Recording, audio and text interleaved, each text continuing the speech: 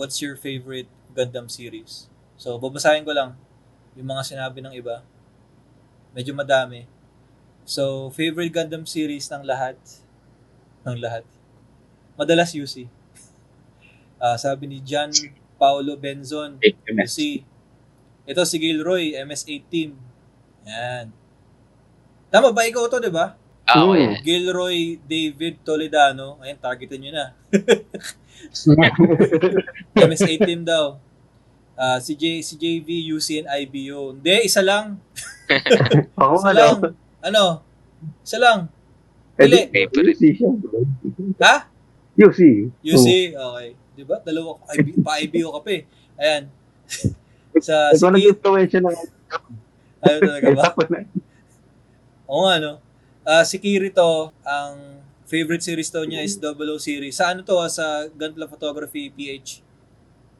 PH. Sa PH to. Hilig mag-hand paint yan ng ano niya. Si Brandon Girard, 8MS team. Si Joe Bartolabak, Gundam X. Ayan. Yan yung gusto ko marinig. Ito, si Farside, Gurun Lagan. Gurun Lagan daw. Sorry na. Darling in the Franxx. Ang dami, Darling in the Franxx. Ang dami mong sinabi, pre. IBO turn AUC. Isa lang. UC. Oh. Then, UC. Then turn A close. Ayan. Tapos ito si Kaloy, si Mobile Suit Hanger 00. Ayan. Tapos lipat tayo dito sa, ito ba yung Gunpla Photography official? Okay. Hindi, ito yung ito yung Vietnam. Vietnam. Huwag kang Tama na. Ito, sabi ni Shin. Z. Ayan. Si Gundam. Z Gundam. Okay. Si Jacobo Adrian.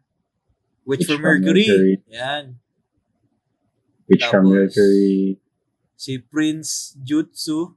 Prince Jules. Witch from Mercury din. Witch from Mercury. Ayan. Dirk Dawn, Gundam Wing. Basic. Haba na sinabi. Haba. Sinabi. Kasi na yun lang, 10 lang. Di ko babasahin yan. Anyway, thank you sa mga sagot. As ikaw, G Archives, yung sa'yo, MSA team, si JV, UC. Ito si... UC naman. Sige, ito para mas mahirap. Specifically, sa UC? Yung bet mo? Origin. Talaga, Origin. Okay. Hindi ko pa napapanood yun. Origin, ganda nun.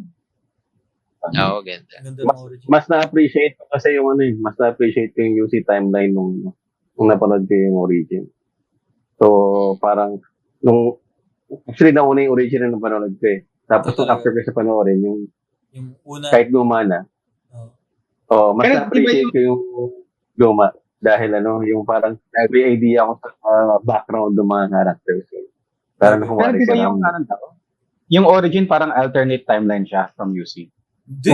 Parang alternate yan? Hindi siya from the main, parang based siya sa UC. Parang si parang G-Cox. Thunderbolt? Parang Thunderbolt. Parang Thunderbolt. Okay. Hindi ko alam yun ba't walang sumagot ng Thunderbolt? Oo nga, ako nakornian din ako dun. Walang sabi ng Thunderbolt. Yung paling yung favorite ko. Thunderbolt. Kahit na wala akong Psycho Gundam, wala akong pero full legit, armor. Thunderbolt. Yung gusto mo series. Ako? Kasi, yung unang nagano din sa akin, Thunderbolt eh. Ang ganda parang kasi. Yung parang naging appeal sa akin nun is, yung paningin ko kasi sa Gundam is, since meron siyang parang toy line, parang zero experience ako sa Gundam. Parang bata siguro to, ako bata. Tapos nung pinanood ko yung sa Thunderbolt, ang dark niya. Sabi ko, teka lang, di yata pang bata itong ganito ako. Tapos yun, nagustuhan ko siya. Mga bata pa lang, dinedeploy na. Sa gera, yan. Yung mga alay, 'di ba? Yung mga Activated. yung first wave. Yung nagustuhan ko sa Thunderbolt nga, 'di ba kasi parang paulit na lang yung mga yung war stories ganun. Sa Thunderbolt, ang tama si Archives na ang dark nga niya. Lalo na yung sa story ni Daryl, 'di ba? Ni Daryl Lawrence, yung pilot ng Psycho Gundam. Yung kapatid ko, si Ralph JV, pinanood niya yung Thunderbolt, kagi umiyak siya. So, Umiyak siya sa story ni Daryl kasi grabe yung nangyari sa kanya. Tapos imagine mo sa manga, yung manga nabasa mo na Archives. Meron ako nabasa sa manga. Alam ko hanggang ano ba 'yun, yung sa Monk ata 'yun. Okay. Kasi tapos na yung Nandun ako. yung manga ngayon. Sige, wag na akong mag-spoil. Pero Wag mo na siguro. wag na akong mag-spoil. Pero ang dami nang napagdaanan ni Daryl. Mas lumala yung na-experience niya ngayon. Parang, ewan ko, parang galit sila kay Daryl. Yung sino man yung nagsulat ng ng Thunderbolt. Ang sakit sa puso, basahin. Anyway. Ayun, Thunderbolt ako. kailan kaya part 3? Wala na. Yes, anime. Wala na. Hindi na ata. Kung meron man, sobrang himala. Ay, yung isa rin na gustuhan ko siguro sa Thunderbolt is dalawa yung parang perspective niya, hindi lang sa, alam mo naman yung typical na anime na bida-bida. Bida lang yung camera, na bida lang. So, doon, two side yung pinapakita nila. Oo nga. Sabi ko, magandang concept ng ganito.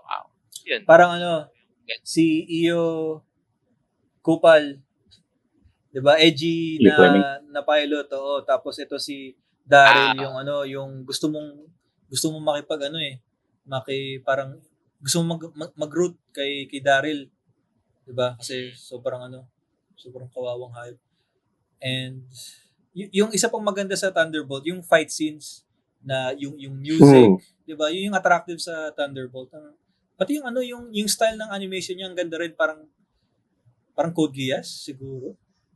Mahirap i-compare yung Pwede. animation, parang Code Geass pa.